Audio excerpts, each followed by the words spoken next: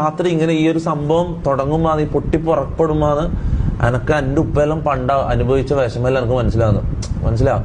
കാരണം നമ്മളൊരാൾ അത്രയും നോക്കി, അയാൾ അത്രയും കെയർ ചെയ്ത്, അയാൾക്കൊന്നും വരാണ്ട് അത്രയും പ്രൊട്ടക്റ്റ് ചെയ്ത് അയാളെ വളർത്തി ഇങ്ങനെ കൊണ്ടുവരുമ്പം ഇങ്ങനെയുള്ള കാര്യങ്ങൾ അയാൾ പോയി ചെയ്യുമ്പം എൻ്റെ ഉപ്പാക്ക് പണ്ട് ഇതേ അവസ്ഥയായിരുന്നു. എനിക്ക് ഇന്നലെ രാത്രി എനിക്ക് ഭയങ്കര ഇമോഷണലായി പോയി. കാരണം എൻ്റെ ഉപ്പാൻ്റെ മൈൻഡിലുണ്ടാകുന്ന ആ മാനസികാവസ്ഥ, ആ വിഷമം ഞാൻ ഇന്നലെ ശരിക്കും അനുഭവിച്ചടാ.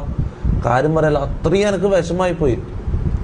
പണ്ട് ഞാനിങ്ങനെ ഓരോ തരങ്ങൾ കാണിക്കുമ്പോൾ, ഓരോ പരിപാടി തൊണ്ടിത്തരങ്ങൾ കാണിക്കുമ്പോൾ ഓരോ ദിവസവും രാത്രി എൻ്റെ ഉപ്പ എങ്ങനെയായിരിക്കും ഉറങ്ങിയിട്ടുണ്ടാവുന്നല്ല ഞാൻ ഇങ്ങനെ ആലോചിച്ച് പോയടാ.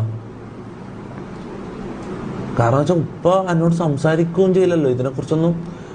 മീൻസ് എന്നോട് മിണ്ടാണ്ട് അതിനൊരു കാരണമുണ്ട്. അതിന് ശേഷം ഇതുവരെ എന്നോട് മിണ്ടിയിട്ടില്ല, മനസ്സിലാവും. അപ്പം ഈ പുള്ളീൻ്റെ ഇമോഷൻ എന്താണെന്ന് ഒന്നും തുറന്നു പറയാൻ കഴിയില്ലല്ലോ എന്നോട്, അല്ലെങ്കിൽ നമ്മൾ അങ്ങോട്ടും ഇങ്ങോട്ട് സംസാരിക്കൂലല്ലോ. അപ്പം എന്താ ഉള്ളിലെന്ന് എനിക്കറിയാൻ, ഒരാളോട് പറയാൻ പോലും പറ്റില്ല, എന്നെ പറഞ്ഞ് മനസ്സിലാക്കാൻ പറ്റും, എന്നോട് സംസാരിക്കാൻ പോലും ഇതില്ലാത്തൊരവസ്ഥ. അത് ഞാൻ ഇന്നലെ ശരിക്കും അത് ഞാൻ അറിഞ്ഞ്. കർമ്മ, ആ കാര്യം പറഞ്ഞ ഇതൊരു കർമ്മയായിട്ടാണ് എനിക്ക് തോന്നുന്നത്. കാരണം അത് ശരിക്കും ഞാൻ ഉമ്മാന്നെല്ലാം പറഞ്ഞാൽ ഞാൻ എന്തെങ്കിലും ഒന്നും ചെയ്ത് കഴിഞ്ഞാൽ ഉമ്മാക്ക് എന്നോട് സംസാരിക്കാം. പിറ്റേ ദിവസം വന്ന് ഇതാക്കി പിന്നെ ഉമ്മ എനിക്ക് ഫുഡ് എടുത്തു തരും. ഞാൻ എന്ത് ചെയ്താലും ഉമ്മാനോട് ഞാൻ സംസാരിക്കും, മനസ്സിലാവും. പക്ഷെ ഉപ്പാന്ന് പറഞ്ഞാൽ ഞാൻ അത്രയും കൊല്ലമായിട്ട് സംസാരിച്ചിട്ടില്ല. അപ്പം ഞാൻ ഓരോ പരിപാടി ചെയ്യുമ്പം അയാളെ തലയിൽ പുള്ളി എങ്ങനെയായിരിക്കും ഇത്രയും കാലം ജീവിച്ചത്. ഞാൻ സൗണ്ട് കേട്ടത് പോലും മറന്നുപോയടാ. ഞാൻ ചെറുപ്പത്തിൽ കേട്ടതാ സൗണ്ട്.